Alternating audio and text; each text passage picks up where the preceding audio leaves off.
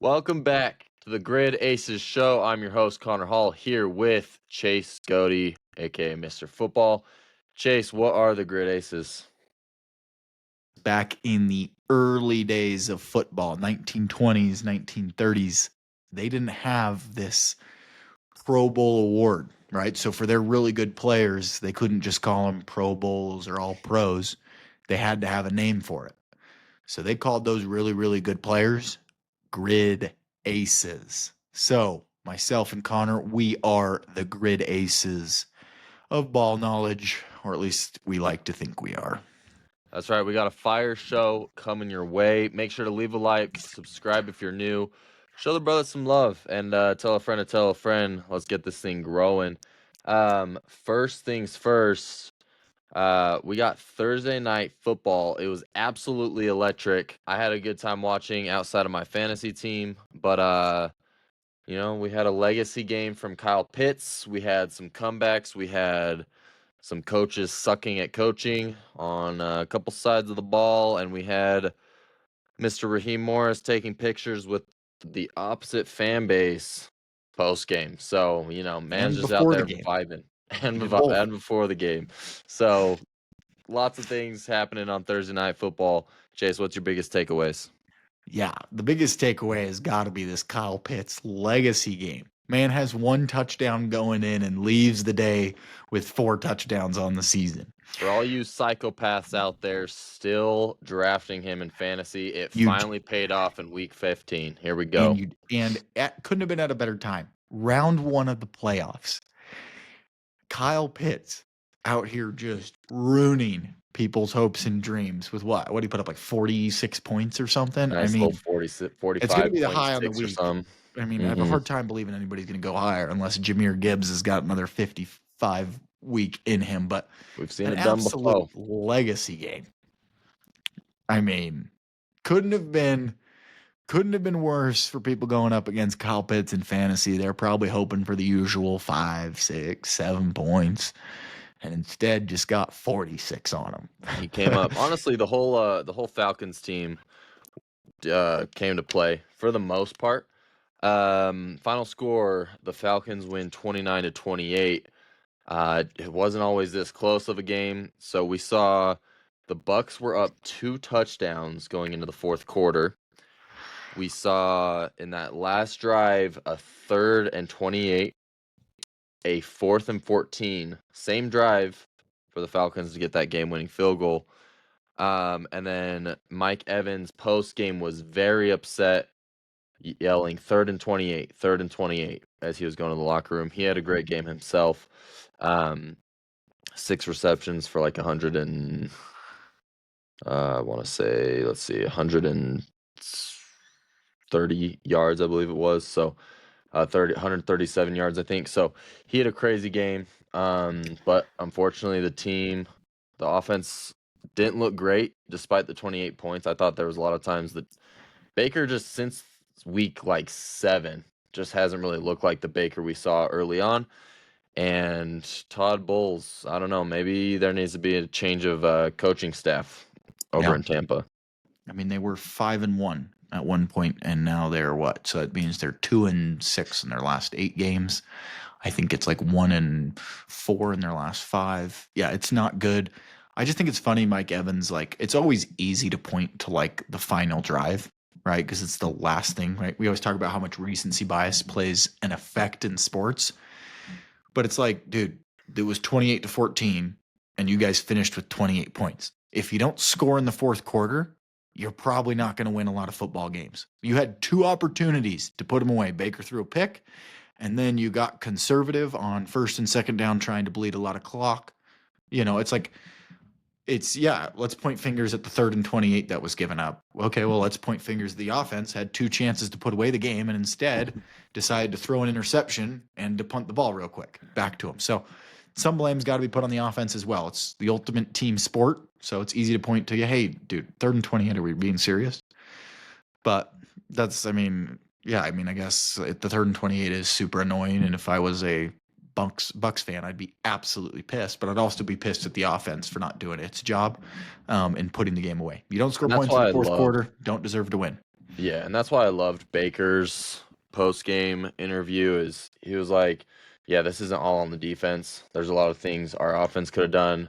You know, it was on me as well. I threw that pick. I also going back to the coaching, I don't understand why when you're leading the game, do you start throwing the ball on second down?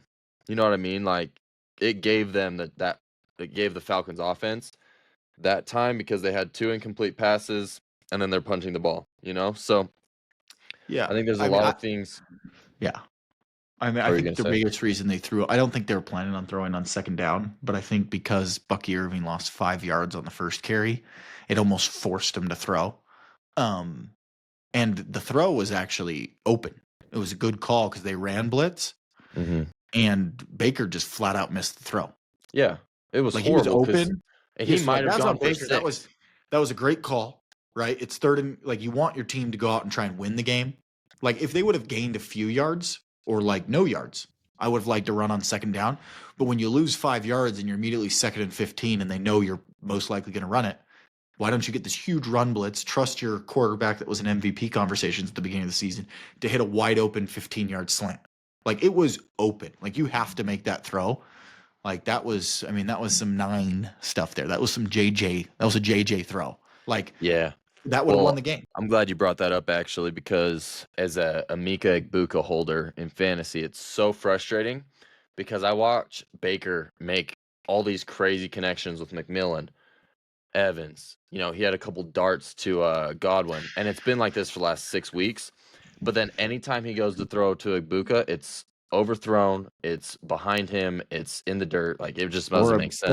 Or Ibuka drops it. Like he dropped. Yeah, He's had a couple. which That's that was an probably the issue. anomaly. That was an anomaly. No, he No, dropped one the that's week prior too. He literally has like a bunch of drops the last couple weeks. well, this drop on third down though wasn't on him. No. This last week, no, not this last week. It's like the prior 3 games he's had like a big drop. Really, I only saw the touchdown one as a big one. Yeah, the touchdown one's like the most viral one. I'll I, send you I, some clips, but I know he's he's. not I mean, been. I know he's probably had a. Yeah, Yeah, he's not that's fair. been. Yeah, he's just. But it is true though. I will say, if there's an inaccurate pass, it's probably going to Buka. Yeah, so that's what's frustrating. And then the other thing, and I'm obviously watching Bucky Irving more because again, I have him on my team. But what's weird is I watch the Falcons against a poor run defense, and they are. I mean, uh, his sorry, Kirk Cousins. His only options he was throwing to was Bijan, who's a great wideout and running back, right? So Bijan had a heavy usage rate, Mhm. and then Kyle Pitts obviously was the other guy, and that obviously worked for them. And then we saw early on with this Bucks team when they would use Bucky Irving in the pass game. First of all, he's if you could guess, he's 19. He was 19 for 19 in the before he got hurt on catch to reception rate. So he was 100%. He was getting like 5, 4, 5, 6 receptions each game. And then now it's like Rashad White's all of a sudden the passing back. And it doesn't make sense to me on why you wouldn't use your running back that's really talented in the receiving game. So that's another question as far as the coaching staff goes, as far as scheme, and maybe it's just because they're trying to conserve Bucky coming off injury. But Yeah, not ideal for Bucky owners when you see all the goal line touches go to Sean Tucker, and the receptions go to Rashad White, and then you're like, oh great, like this is super awesome. fire. So we get all the carries just in the middle of the field. He's got to pop one for us to get a touchdown. Yeah, he had But 60 yards and yeah, well, a nothing to show three-back for it. system is kind of a little bit brutal too. It Like shouldn't be a 3-back system. Rashad no, White sucks. yeah, no, But I don't see any reason they should use. But one thing I wanted to point out with this game is how good this Falcons team can be. They have good pieces everywhere. We can still see that Kirk is like a competent quarterback. I mean, right? He's probably, I mean, he can make throws and read defenses. Like, I know he's not the long term one, but he's fine.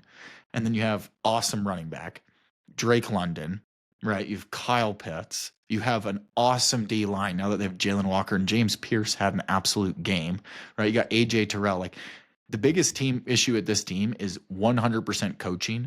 Like, how in the world do you have 19 penalties? Like, there's no discipline, lack of coaching. Like, I honestly am so amazed they won the game because the Bucks had like 4 penalties against them, and the Falcons had 19 penalties against them. Like, you can't win a game with 19 penalties, let alone a team that has a way better record than you and is probably the better team. So unbelievable. But this team is going to have a lot of potential next year if they get rid of Raheem Morris, because man, he is holding this team back. It is talent all over the place. Yeah, I love how I love how the Falcons are just already eliminated from the playoffs, and they're like, "Oh, we're gonna go out and actually win a game now." And Yeah. but yeah, we saw that with the Saints last week as well. They lost, they blew it to the Saints because they were also winning that game. And so I guess my question, obviously, Raheem Morris needs to go, which this is probably his last season if I were to guess. But Todd Bowles, what do you think of Todd Bowles? You think he needs to go? You think he's not bad. It was just a bad game. What's your thoughts? I don't think he's bad. Um, I just don't think he's that great. I will say this: if the Bucks win the division, which I think they will end up winning the division, but it's way more up in the air now Close because now. yeah, I think well now they're literally a half game back. I do not Um, want to see Bryce Young in the but playoffs. the fact that Bryce Young is only a 2.5 point favorite over the Saints probably tells you that Vegas doesn't really believe in the Panthers either. So I think the Bucks are going to end up winning the division. But if he doesn't win the division and doesn't win a playoff game, I think they might kind of get rid of him because the Bucks are a team that's actually getting healthy, right? They got Chris The Godwin back. They got Mike excuses, Evans, yeah, right? The excuses are the running dry. If excuses Mike aren't there no Evans and more. Chris Godwin wasn't there, they'd be like, oh, or Bucky's still not here. They could be like, oh, we're so injured still. Like, this is a good team. Trust. But if they, with all these guys coming back and they don't play well, or they have a couple more games where they fall apart, like they lose both to the Panthers because they get to play the Panthers twice. Still, they haven't played them yet this season. So I think my guess is he won't be fired, but it's a little bit um, unfortunate to say the least that you're in a situation where it should be an easy year to win your division and you're making it rather difficult on yourself because like me and you don't believe in the Panthers, right? Like I think the Panthers are probably the worst team with a winning record in football. Can't think of a worse one. Maybe the Colts now. We'll get into that. But obviously the Colts are due to losing a quarterback. Yeah, Um they have other issues on their uh, end. There's nothing more that I hate in the NFL than a defensive head coach that doesn't have a whole defensive roster he can coach, and it's more so relying on the offense. I just don't yeah. think it meshes well. But Chase, I want to move on, Okay. and America might be able to take a deep breath. Oh Why? no. Because the Chiefs, Chase, the Chiefs are dead. Wow. It's That's finally here. it's hard to believe. It's hard to believe. Going into the season, no one could have guessed. There's a lot of things no one could have guessed this season, I'll tell you what. But one of them is that the Chiefs, in my opinion, are dead. They are Mm. 6-7 after the loss on Sunday Night Football to the Houston Texans. What a beautiful game to watch, unless you have Mahomes and and Rashee Rice on your fantasy team. But it was exciting to watch the Chiefs go down yet again. And shout out to Texans. Started off what, 2-5? Yeah. I mean, now they're cooking. They're leading the South. AFC South, Hmm. and NFL's in a good spot. Chiefs are dead. What are the odds you think that the Chiefs missed the playoffs in your mind? Yeah, I'm glad you brought that up because I was just about to ask you if you think they'll sneak in. Well, I have one I mean, caveat to them it's not sneaking in. it's not super low. Think because it's the Chiefs. There's the books are still going to give it to it's the Chiefs narrative. I'll say based off Colts being hurt. Who else is in that run? The AFC North is all over the place, and let's see. I'm trying to think. Oh, I guess the Chargers. It comes down to this game, actually, maybe, Yeah. because So that was the thing that really hurt the Chiefs as well outside of the loss is the fact that the Chargers did end up winning on Monday. That Totally. really hurt them. Oh, for sure. It was huge. So kind of the Eagles losing did at least have for me, a slight, small, Slight tiny positive. silver lining. Um, so what I was going to say is, yeah, the one caveat is if they win this week, they're technically not dead. And the reason that they're technically not dead is because of what's happened to the Colts. The Colts have to go in and play an absolute gauntlet. Pray for Phillip Rivers. Absolutely pray for him because I think they're going 0-4. So that my opinion, the Colts are going to be out. The Texans are going to be in, who own the tiebreaker against the Chiefs. Now the question is Chargers or the Chargers or the Chiefs. Chargers have an absolute gauntlet left as well. Chiefs have 2 cupcakes and 2 big time games. Chargers and Broncos are their 2 big time games, and I want to say it's like Raiders and Titans are the other 2. So I can see the Chiefs going 4-0. Scary, Yeah, that but is the 4-0 horrible thing about it. 4-0 may not get in, True. right? But obviously the Colts having to go to a 44-year-old or Riley Leonard all of a sudden makes them not a very good team anymore. So I am worried that, because right before that I would have been like, okay, the Colts will finish 2-2, but now I think the Colts might have a realistic shot at going 0-4. So that being said, it really opens up the window. But if the Chargers beat the Chiefs, they are literally less than 1% chance to make the playoffs based off any metric you look at. And they could be actually statistically eliminated this week. I think it's a Bucks. If they lose, Bills win, and then they need like the Texans to win, and I think it's one other team. I can't remember who. But like they literally could be The eliminated. Jaguars. Yeah, Jaguars. They could be a 0% this week. Like 100% dead if a few things happen, but it's pretty much, I mean, the fat lady's pretty much saying as soon as if the Chiefs lose this one, it's for sure dead. And it's obviously not trending in a very good direction right now. Yeah, I might have jumped the gun by saying the Chiefs are dead, but they are for sure sitting on that deathbed. And only a miracle can kind of save them now. Now, I wanted to ask you this. You brought up their schedule. I mean, you brought it up perfectly. Chargers in Kansas City, at Titans, Broncos in Kansas City, and then at Raiders. I want to ask you, who's winning this game this week? I'm going to go with the Kansas City Chiefs. I know we've said them a lot of times. Texans are a monster on defense. Texans defense is statistically better than the Legion of Boom's defense. Like, it is absolutely absurd. And because it doesn't have these stars like Richard Sherman that are super vocal, you don't realize it, right? But they got a corner just as good as Richard Sherman and Derek Stingley, right? They have unbelievable pass rush, and it's That led by seems a defensive insane. minded head coach. Like, this is an unbelievable defense, and it is a team that is so scary that they could go all the way, right? A lot of people don't like to give Jalen Hurts credit and think he sucks. Well, they won the Super Bowl with one of the best defenses in football. This defense by the Texans is 5 times better than the Eagles defense last year. Like, it is absurdly good. So I think that's kind of why maybe it didn't look very good for the Chiefs on offense. But this Chargers team, I mean, they needed 5 turnovers from the Eagles to win by a field goal in overtime. Like, not good whatsoever. Like, I don't know. And the Chargers offense was absolutely miserable, right? If Jalen Hurts didn't have his worst game he's ever had in his entire career, like, we'd be talking about Justin Herbert out here, right? I mean, he played terrible. The only thing that saved him was he ran the ball okay, but I think he threw for like 150 yards and a pick, and they only got Yeah, in it the end didn't look zone great at all. once. They had 13 drives after their first one, and they couldn't get in the end zone again. Like, not good whatsoever. I think the Chiefs are going to win this one because the Chargers are banged up. I mean, the Eagles were without Jalen Carter, and they sacked Justin Herbert 7 times.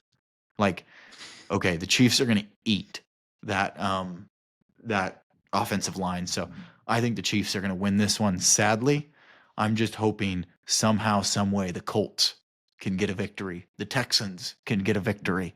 The Jags can get a victory. We just want to keep getting wins from all the other AFC teams. Yeah, just keep them out. Okay, so then I think we both agree they beat the Titans the week Uh, after. I'll take the Chiefs in that one. Okay, so now they're 8-7. And then Broncos at home. And this Oh, might be one of the biggest games, week 17.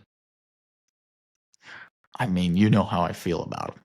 I know. But Broncos, now they're not nearly on a Houston's defense level. But the Broncos also have a really good defense that I also think could get them decently far in the No, playoffs with the AFC. And again, we've seen with the Chiefs when it comes down to playing against good defenses, they have not looked great. Broncos Eagles are tied for the most 3-and-outs in Okay. football.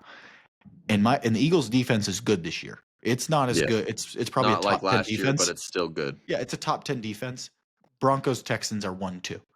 So if that Broncos defense takes any sort of step back, they're absolutely cooked.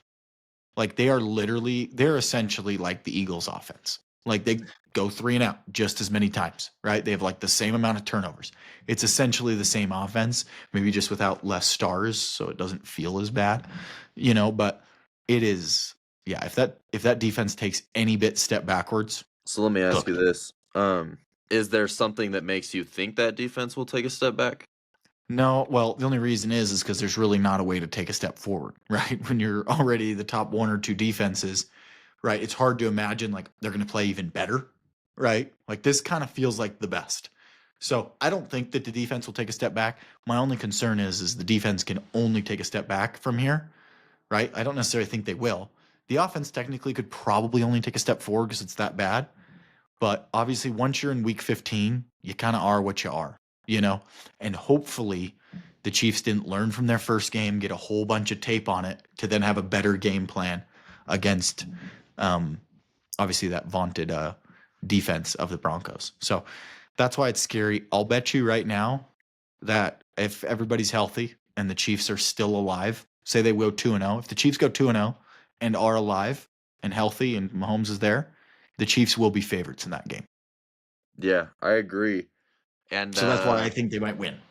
it's a primetime game as well. Oof. Thursday night football. Oof. Um, so yeah, that one's interesting. And then you have the Raiders, week 18. Big time upset. Raiders are gonna. They don't want Raiders a take top one pick. almost every year. Yeah, I could see it. I honestly think I could see the Raiders more than the Broncos. Imagine No, it I'm joking. comes down to the Raiders Oh, saving the league, dude. that'd be awesome. That would be a movie. Oh Wow, that man. would be the best. Genty legacy game. Kenny Yeah. Pickett dealing. So what is like when you're watching the Chiefs? Obviously, I mean, I know I've watched a lot of Chiefs ball. I'm sure you have too. They have a lot of primetime games. I usually have them on during the afternoon on one of my screens during the afternoon games because they're always fun to watch for me. But what when you're watching this team, what is the biggest issue? That's a really good question. And I can point to two things. Okay. The two things. The first one is the defense isn't Mahomes outside of his first year in the league. Mahomes has had a top 10 defense his entire career. Right? They have relied on that defense. Like everyone talks about Mahomes' comebacks. Well, the reason he was able to come back all those times is because that defense would make a final stop and give him the opportunity. Right? The defense used to be a top defense when they blitzed. They're now a bottom defense when they blitz. I think some people maybe have started with how much tape, right? People have watched the Chiefs, right? They've been to whatever 3 straight Super Bowls. They've been good for a while. Like people have a rock solid game plan when they go play the Chiefs. And I think that has totally come back. So the defense has taken a step back, and now all of a sudden it's an average defense, right? Or like it's not even a bad defense. I would say it's probably 10 to 15, but it's not top 5 like it's been Yeah, it's like middle of the all of the pack last right few now. years. But the issue is when your quarterback's thrown it 30 plus times, your offense usually isn't as consistent. It's usually going to turn the ball over more times. And it's not going to be as fluid where it's 50% run, 50% pass. You're now 70% pass, 30% run. So teams can game plan against you. The Chiefs have been running the ball all right. Kareem Hunt, when he gets the ball, looks good. He gets downhill. He almost always gets positive yards, which is a big time issue for the Eagles right now. So lean into the run game a little bit more, right? Stop with the 3-and-out. Stop with the quick possessions that then put your defense tired right back out on the field. Like, give them an opportunity. Run the ball a little bit more. So I think if they're like, instead of like, hey, since we have Patrick Mahomes, we want to throw it all this time, and we know he wants to throw it all the time so he can put up crazy numbers. Like, no, you guys need to fix this. The way to fix it is running the ball, which is then going to improve the defense because the defense is going to have to be out there less times and it's going to be fresher. And then you play a balanced attack and it's going to open it up for Mahomes to have those chances at a comeback because their teams are now playing runs, instead of just, they don't want to run the ball, so let's just play the pass. Two high safeties, super deep. Linebackers take a step back, make it hard for Mahomes. I agree. The offense looks just too predictable because you just know seven times out of 10 they're passing the ball. So they're not willing to run the ball, and they run it well. Nobody wants to tackle Kareem Hunt. He's the best back on 3rd and 1 and 4th and 1 because he always gets positive yards. I don't think I've seen them not convert a 3rd and 1 or 4th and 1 with Kareem Hunt. He's very awesome. efficient. Yeah. Okay, I want to move on. We're gonna get into some NBA talk, and so we're gonna go. We're kind of talk about this season who the most overrated and underrated players are. We'll give a case for it, and Chase, you can bring me your most overrated. I'll bring you my most underrated, and then we can talk about it. Okay. My most overrated player, Cooper Flag. Really? Thoughts? Well, I need to know why. No, I want to hear your thoughts before I give you my why. Oh, I mean, I'm just trying to think of what you're going off of. I mean, I'm assuming it's just because he's leading for Rookie of the Year. I mean, he started off really bad when he was at the point guard, but since they've had Ryan Nembhard at point guard and he's gone back to his natural position, I thought he's been playing phenomenal. So what is your reasoning? So I think Cooper Flag, right, was heralded as this amazing talent coming into the league. Because, yes, he was the best player in that draft class, but because that draft class sucks, right?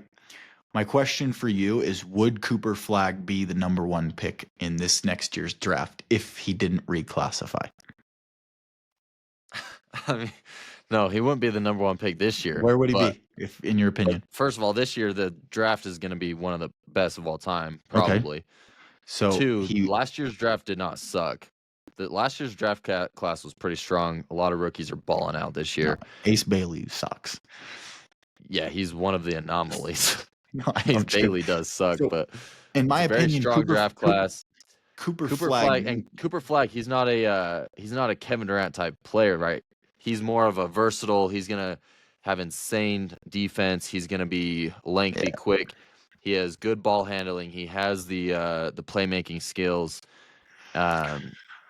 Yeah, so I'm kind of confused on your take. My take is I think a lot of people have heralded him as this unbelievable player, right? Oh, he's the number 1 pick in the draft. When if he didn't reclassify, the man would be going 4th or 5th overall.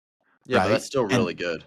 I know that's still really good, but he's draft getting treated future superstars. But he's getting treated as this number 1 pick when on most years he wouldn't be. So I'm going to compare this to NFL terms. It's the easiest way to do it for me. Mendoza, right, the quarterback for Indiana, is probably going to go number 1 overall, right? There is a lot of drafts where he wouldn't, right? Or Cam Ward. Cam Ward was the number 1 overall pick last year. Most drafts, he wouldn't go number 1 overall. Compared to I'm telling Flag you, is unreal. That's how it is. Cooper Flag, you watch him play, and it looks like to me that he can't be the guy that's out there. Like, it looks like to me he needs to always be like Robin, that he's not Batman, right? He needs to be that number 2 guy. Like you said, he can't handle the ball as well. What about his game makes you feel that way? I don't think he's as much of a playmaker as I'd want him to be. Well, why do you need him to be a playmaker? Because he's not the point guard. Because when you hear a superstar, they have to be a playmaker, right? I don't have to be a point guard. They can still be a playmaker. It's like I feel like when you say playmaker, what are you meaning? Like for other players or for himself? Creating for himself and creating for others, right? So Ace You don't Bailey, think he does that? I think that's what I'm saying. I think he's just average at best. I don't think it's like a superstar or like, oh my goodness, this is the next coming of, whoever. Like, in my opinion, when I watch their games, to me, it looks like he's a better version of Ace Bailey. Like, Ace Bailey does no creating for himself. I'm being serious. Ace Bailey does no creating for himself, right? He just kind of catches, he'll shoot it, he'll like on a fast break, they'll pass it to him, he'll lay it in, and then kind of, a little bit, I don't know, it gets pushed around a little bit. I mean, I just don't think Cooper Flag, in my opinion, is a Walmart version of AJ DeBonsta. No, because they're not even a similar player at all. Yeah, similar height and weight. Yeah, that's it. They're not a similar I know player, because though. AJ's a playmaker. Exactly. That's my No, point. because Exactly. AJ's a scorer. A playmaker. He's a scorer. Cooper Flag is like first a of all, good role player. First of all, rookie season in a very tough situation on a team that fans aren't happy. The whole front office is in shambles. He's averaging 17, 6, and 3. He's averaging over almost a steal and a half a game as a rookie, which is crazy. So you average points, you're all of a sudden good. No. Jordan Poole. No. We already talked about the eye test. To me, he clears the eye test. Really? Yes. Yeah. I mean, first of all, rookie season. I mean, I don't think people are talking about Cooper Flag as. I mean, I think pre-draft people were talking about Cooper Flag as generational, and that's maybe where you're coming from. I don't think he's generational, but I also think right now nobody thinks he's generational. But the way I also look at it is I don't see anybody else above him in this draft. Oh no, that's for sure. You can be in a crappy draft class. It's not a crappy draft class though. It's not great. Yes, it is. The players are balling. It's very great. I don't. You just said so. Next year's is going to be a lot better. Yes, but next year's is going to be one of the greatest of all time. How is a class? One of the greatest, this class the greatest of all Next time, in my opinion. Better. It's going to be the greatest of all time when it all goes down. Because AJ's that good. Is that what you're saying? No, because there's a lot of elite talent coming out of it. So you think AJ has nothing to do with AJ? You don't think AJ's that good? Stop putting words in my mouth. I think AJ could also be the GOAT. That's part of it. But I just think if the reason Cooper Flag is the most overrated player in the league to you, your only argument is because he's not as good as AJ. What are we doing? No, not because he's That's what your argument said. No, he's not even close. No, you the other one is because he'd be the 4th overall pick in next year's draft. That's part of it. He's overrated. That's part of it. Yes. So he gets looked at as a number 1 when he'd be a number 4 if he didn't have to reclassify. The dude literally was like, I am not as good as most people my age. I'm going to have to reclassify. So that's part of it. Yes. But that's not the whole reason. I watch him play, and in my opinion, it looks like he's always going to have to be a Robin. Where are you getting this overrated from? Just from his draft position? Because I don't feel like people are talking about him like he's crazy. And from all I heard, I feel like from who should have been drafted over him? No, nobody should have been drafted over him. So he's not overrated then. So that is not what I'm saying. So what I'm saying is Cam Ward was the number 1 overall pick. Should anybody been picked above him? No, but it was a crappy draft class, right? So there's draft classes that sucked in the NBA. Shedeur should have gone over him. And just because you were the number 1 pick doesn't mean anything, okay? They have to pick somebody number 1 overall. Not every year is going to be super good. That's my whole argument for it. I know, but what is your basis for how he's overrated? Because it was a crappy draft class. Because you just agreed no one should have been drafted over him. But you also said the reason if he didn't reclassify. No, I get he's not as good. I know, and so that he knew the draft class sucked. Conversation he knew that they were going to have to take a bunch of players that were never going to be anything in the NBA, and he's like, "That's my class that I'm going to go into because somebody has to be the number 1 overall pick, right?" And he knew he would be the clear-cut favorite because everyone else sucked, right? Which he was. I get that. Okay, so that's part of it, right? Overrated conversation. In most years, he would have been the 3rd, 4th, 5th, 6th pick. That's my argument. I know, but that's not number 1 overall. No, I understand. You're saying he's not as good as you'd want him to be. Correct. My question for you, though, because you agreed, he still is the number 1 pick this year, right? Yes, because everyone sucked, right? So when you get compared to garbage, You're Holy. like, oh, this one's a little bit But better, then you also right? just said a Like, so if I reason for compare him being myself, if overrated I is compare, because he was the if number one pick. it's like Notre Dame. If you compare Notre Dame with all the teams they play, of course they're awesome, right? Oh, but if you compare Notre Dame with the SEC and with the Big Ten, you're like, oh, Notre Dame kind of sucks. But you're like, well, Notre Dame is the best team outside of a conference. Well, yeah, because they're compared to Yeah, but garbage. that's not overrated. Yes, it is because people No, you see just number stated it one. No, perfectly. people see number one and overrate.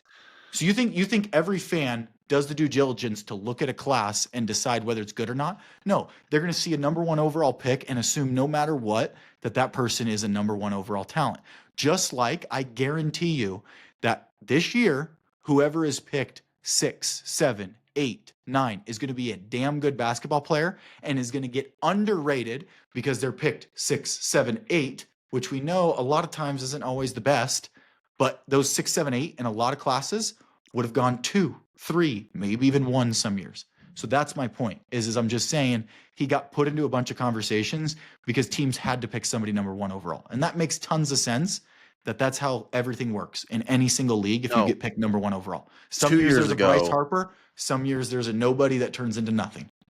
2 years ago, somebody had to be picked first overall when it was Zachary Ricochet, and That class sucked too. the Hawks had to draft him. That was somebody had to pick them. Cooper Mhm. Flagg was always going to be the number one pick in this draft class, and Cooper Flagg has been a phenomenal rookie for rookie Phenomenal. standards. Yes, for rookie What, standards. 24% from 3-point line? Yeah, that's phenomenal. Yeah, but That's 3-point shooting phenomenal. doesn't Let him tell shoot. you everything. Let him shoot. I know, but that's in order to be phenomenal, you got to be good across the board. Let's not use the word phenomenal.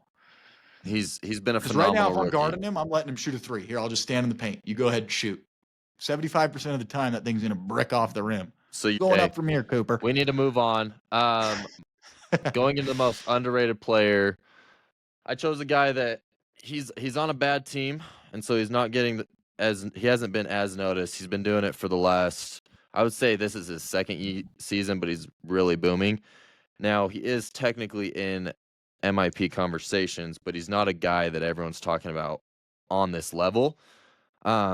He's averaging 25.4 points a game, 7.2 rebounds, 6.2 assists. He's only 24 years old, and he was recently traded back in 2024 for Malcolm Brogdon, Bub Carrington, a 2029 first round pick, and 2 second-round picks.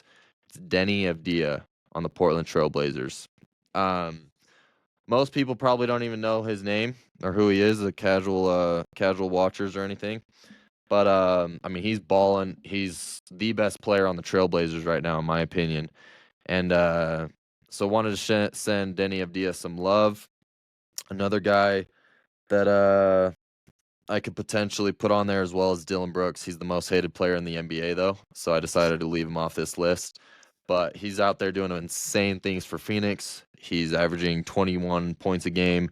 He's turned into a scorer that he's never been, and he's also providing the grit, the energy, and he's really brought from a Phoenix Suns team that had a really low morale with Kevin Durant, Bradley Beal, all those guys. Bringing in Dylan Brooks, giving Colin Gillespie some run. This team's morale has really gone up, and they love to play ball again. So he's been holding it down while Devin Booker's been out, doing a great job. So that's my homer pick as well. Now let's get back to NFL. Philip Rivers is back. Who would have thought 44-year-old Philip Rivers was set to reach or make the Hall of Fame here in 2026. Now you might know this better. It's my understanding, as long as he doesn't play, he'll still be eligible for the 2026. Or is it now that he's rostered, he's completely cooked? Once he got elevated, he's supposed to be cooked. So, he if has you to wait stayed on another if you stay on the practice squad, you're good. As soon as you get elevated to a 53-man roster, you're cooked. Okay. And so, yeah, now he's all of a sudden looking at 2031. And let's not mention, did you mention he's a grandpa? I don't know if we heard that. He's a grandpa. No, I did not. He has a kid. Yeah, he has a looks grandkid. it. He looks He it. has Brother a looks old. grandchild. I mean, could you imagine that we have a grandfather playing in the NFL that hasn't played football in 5 seasons. His last time touching a football was back in 2020 for the same team, mind you. It was the Colts, and he actually played really well. He had Yeah, over he was just 4,000 yards, age of 39. He had 41,000 yards, 24 touchdowns, 11 made the interceptions. playoffs. I think they were 11-6. They lost first round in a nail biter to the Bills. I saw a lot of people. When I say a lot of people, I'm going to say I saw Cam Newton on there. He had some choice I words wanted to and talk wondering about that. why he didn't get a call. I'm like, Cam Newton, you're like last game you were like 5 of 21 for like 40 yards and 2 interceptions. Yeah, dude, and You know, he's a freaking psychopath. Philip Rivers' last season in game was, given it was 5 years ago. I think this is absolutely absurd. Don't get me wrong, but it at least you can, like, the last tape you watched was like, this guy's average at worst. Now the issue is he's about 50 pounds heavier than when he last played football and hasn't, Dude, that man is gonna have trained. no mobility. But what's funny in his interview is he said, because they asked him like how heavy he was, and he's like, I got no clue. But he's like, I can tell you this, I'm heavier than I was when I last played. But I can also tell you, back when I last played, I wasn't running away from anybody. So nothing's gonna have changed. I thought it was Yeah, pretty I like funny. how he was just like he was just vibing, dude, Oh, in his I am interviews. I am rooting for one of the greatest stories in NFL history. Could you imagine if he comes in here and wins, they make the playoffs, they go on this run? I don't care if it's even win a playoff game, it'd be an unbelievable story. Oh, Now, I hope it happens, and I hope they make a movie about it. my only issue though is I think it's about a 2% chance that any of that happens. Like, it is an absolute Yeah. gauntlet, their schedule. They have to go. Seahawks D line is scary, awesome defense. Then they go and play, I'm pretty sure it's the Niners. Yeah, I think it's the Niners, whose defense has been playing unbelievable. Okay. Then you have to go play the Jags defense that's been playing awesome, that's forced more turnovers than any other defense. And then you have to go and play the Texans defense. I don't see Jonathan where this Taylor dude. might be getting 40 carries a game. Yeah, I honestly, if you own any Colts receivers, tight ends, I don't care who it is. I mean, just cut them, drop them, get rid of them. I Yeah. mean, I want it. I want it to happen so bad, but I am having the hardest time believing that it is going to go even remotely well. I agree entirely. And the media is exploding about it. Kind of similar to what you're saying. It is absurd. Saw a couple people. I know Ryan Clark was saying it was dangerous. It was idiocracy, and I do kind of agree. I think it is something dangerous, but I'm also here for it. Let's see what It's so happens. fun. It's It's awesome. kind of exciting. Philip It's Rivers is mo- back. Hasn't it's played a football game since the last time he played. Tampa Bay won the Super Bowl. Like, that's just crazy to think about. it's the most exciting game on Sunday. And it is, and the Seahawks are 14-point favorites. And Just going it'll be the against one of game. the best defenses in the And league. it'll be so much fun to watch. Like, I am so excited for that game. And could you imagine if there was a book that allowed this for you to play a small wager on Philip Rivers starting a game in 2020? You would have made so much money. You could have turned a cent into $100,000. Yeah, that would have been so lit. We do need to move on though. We're rooting for Do it. Philip Rivers. Hope he Come on. cooks. Real quick, we're gonna keep it brief. The NBA Cup is down to the semifinals, and then Tuesday is gonna be the finals. We have the Spurs matching up against the Thunder, and we have the Knicks matching up against the Magic. And so game predictions, Chase. I'll take Feel the free. Thunder to win it all. Okay. And so I'm glad you said that because I think so. The games are tomorrow. I Mhm. think it was just announced that Vic is most likely going to play. He should be healthy. If Vic plays, give me the Spurs to beat the Thunder, and then I'm also taking the Knicks to beat the Magic, I like that. and then I have the Spurs beating the Knicks in the championship, giving the Thunder their second loss of the season. And I know Chet Holmgren does not want to see that Wembenyama action. So I like the Thunder with the upset, or excuse me, the Spurs with the upset here. But this might be the last year of the NBA Cup. It's kind of boring. I mean, we saw on when did they play? Was it Wednesday? We saw Wednesday. The both games were blowout games. Nobody cares about the NBA Cup. It doesn't go towards accolades.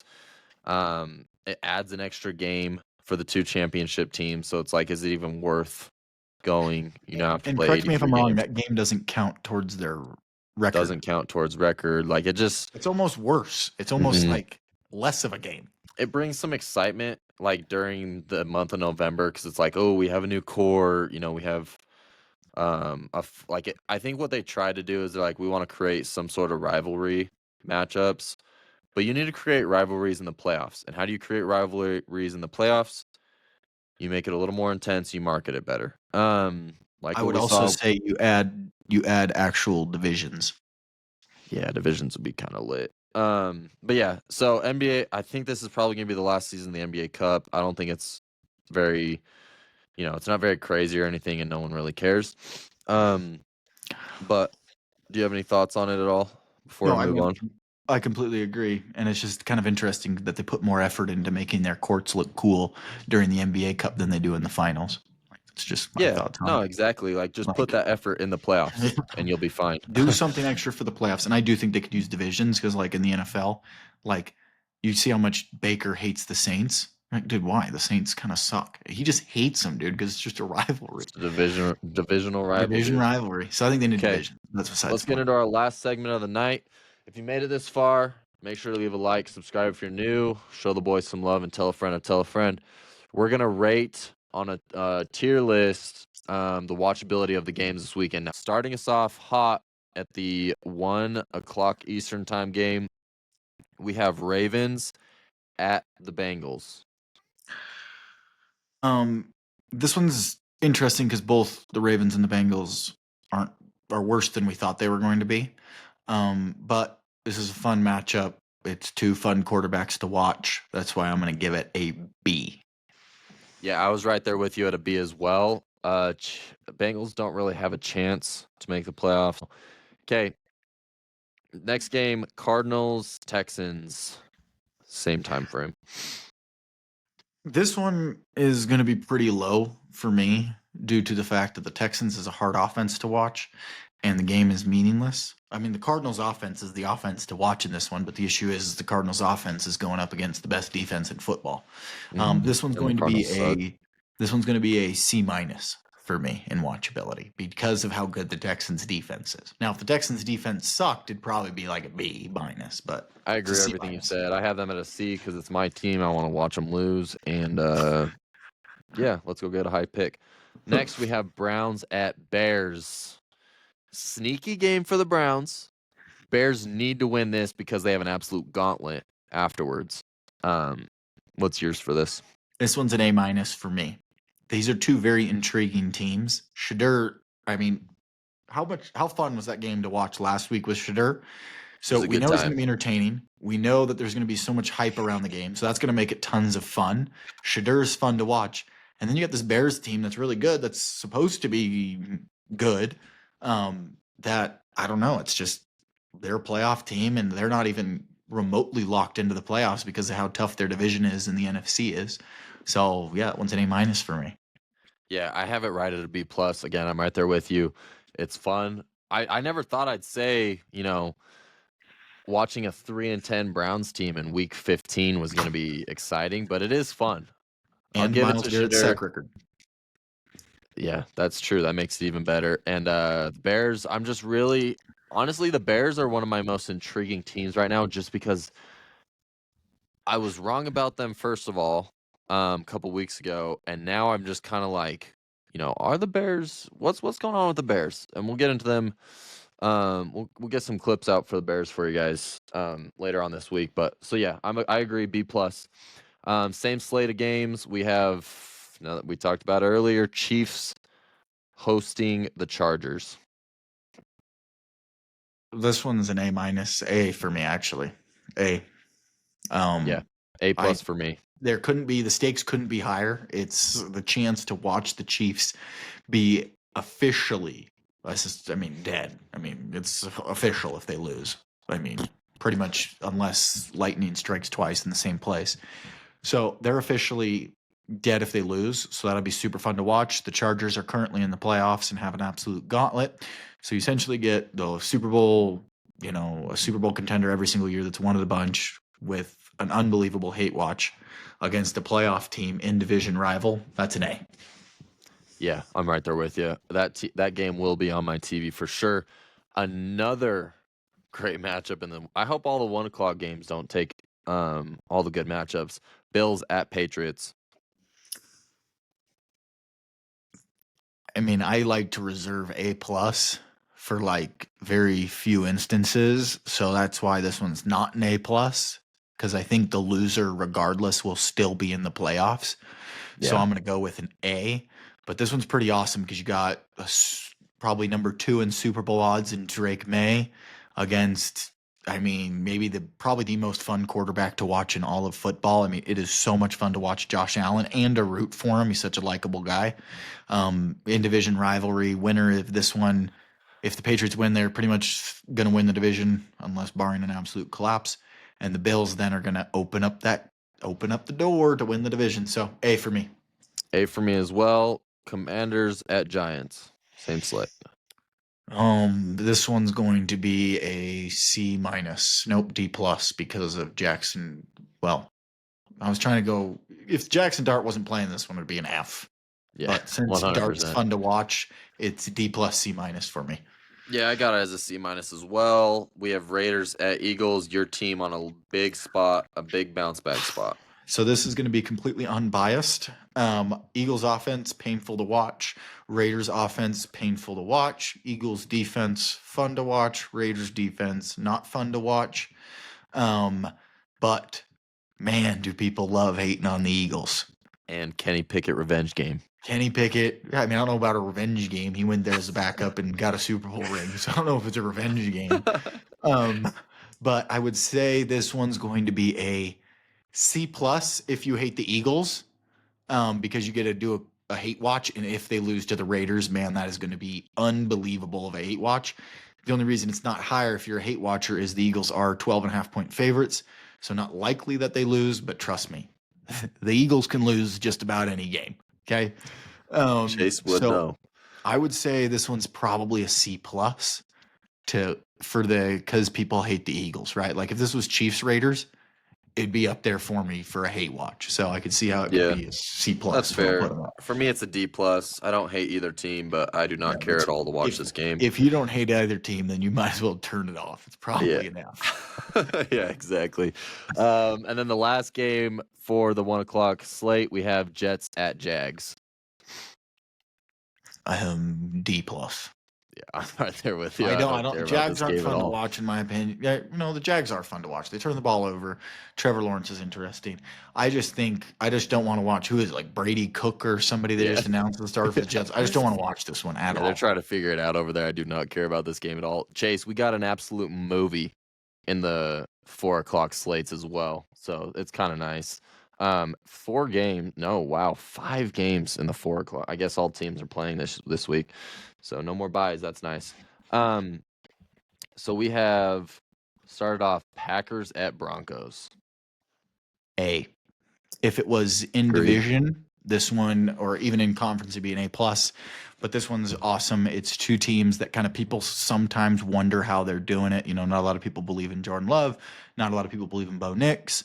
But they're two really, really good teams at this point that have awesome defenses. It's an A. Agreed. Next, Lions at Rams. A. If it was in division, this would probably be A plus. This week's a movie. This is what people, sometimes we forget because it's so far removed from it, but this is, every time the Lions and Rams match up, it's Jared Goff against his old team and Matthew Stafford against his old team, which adds another element. And then on top of it, they're both really awesome. Every game at this point is a must-win for the Lions. They're on the outside looking in. Matthew Stafford's the current MVP favorite. I'm almost talking myself into an A+, but I'm going to stick with the A. Yeah, I agree everything you said. I'm sticking with an A as well. Lions, if they lose, they're pretty much, it's not like for sure dead, but they fall into like what the Chiefs category is this week just because of how the NFC is. They'd be competing with Niners are playing the Titans, so they're gonna lock it in. That's our next game. What's your watchability for that one? C. I Yep, think I'm right there with you. I think the Titans are in almost at the point where you're just like, hey, let's just. I guess the Titans won last week, so I guess we'll give them a little credit. We'll go C plus because it's the number Yeah, one overall I pick. might actually Niners are make kind it of a even fun team. worse. I'll probably go like D plus. I don't care about this game at all. I hate the Niners, so I guess I could hate watch them. Yeah, hate Colts at watch there. Seahawks. This one, I am so tempted to say A plus. I honestly think I'm going to say A plus. No I way. am so excited. This is the It's game I'm Philip most Rivers. excited for. If you said, hey, you only get to watch one game outside my team, of course, I would literally say I would want to watch this game because I am so intrigued. Could you imagine like being the person that didn't sit down and watch all these top quarterbacks struggle against the Texans? Patrick Mahomes, 0 touchdowns, 3 picks. Josh Allen, 0 touchdowns, 3 A. picks. And you tell me you're going to miss the game where 44-year-old Philip Rivers, grandpa, A. who hasn't played in 5 years, throw for 300 yards, 3 touchdowns, and a 125 passer rating? I just can't Come wait on. for the Seahawks sideline to be sitting there watching Philip Rivers and be like, man, I wish he was our quarterback. It's gonna Yeah, be lit. that's A I plus. I wish don't know that guy how was our side. I'm getting I have it as a B plus. I'm excited to watch no. it. I'm not as excited as you, but I'm excited to watch it. I'm gonna watch it as You're well. you're telling me that would be like you've given a bunch of A's out. That'd be like your fifth. If you could like you'd be like, hey Connor, you only need to watch 4 games. That wouldn't be in your top 4. No. I'd have Lions, Rams, Packers, Broncos, Bills, Patriots, and Chargers, Chiefs over it. I'm just And we excited to need see Philip Rivers. and we So need what the game Colts you to said win. top 4 because it's 5 for me. It's right there in my 5th spot I know that's why I for said top 4. yeah. So what game are you taking it over? Give me the ones that you have over it. Chiefs, Chargers, Bills, Patriots, Packers, Broncos, and then Lions, Rams. Probably Packers Broncos. Oh, okay. Gotcha. I just don't care. Um, I don't care for. I think the Broncos offense is painful to watch. I think the Packers offense is meh to watch. The defenses are good. I don't really like Bo Nix or I just Jordan Love. love when 2 great teams match up. It's so fun. That's fair. I mean, yeah, that's why it's up there for me, and I don't really like either team. Okay, final game, Sunday Night Football, Vikings at Cowboys. Um, 9's so much fun to watch. I'm gonna Yeah, it say is. I'm gonna say B plus. These are 2 teams. Like Cowboys, it's America's team. It's fun to watch. I hate them. I'm hoping they lose. I'm hoping for a generation game from 9. Yeah, it's like a Um, B minus for me, just because I am excited to see if 9 will actually yeah, do something. it's either 9 cooks and it's fun to watch and the Cowboys lose, or 9 sucks and then it's fun to hate on 9. Exactly. That's And a I need win-win Justin game. Jefferson to go crazy. Actually, we'll do Monday Night Football too. Dolphins at Steelers.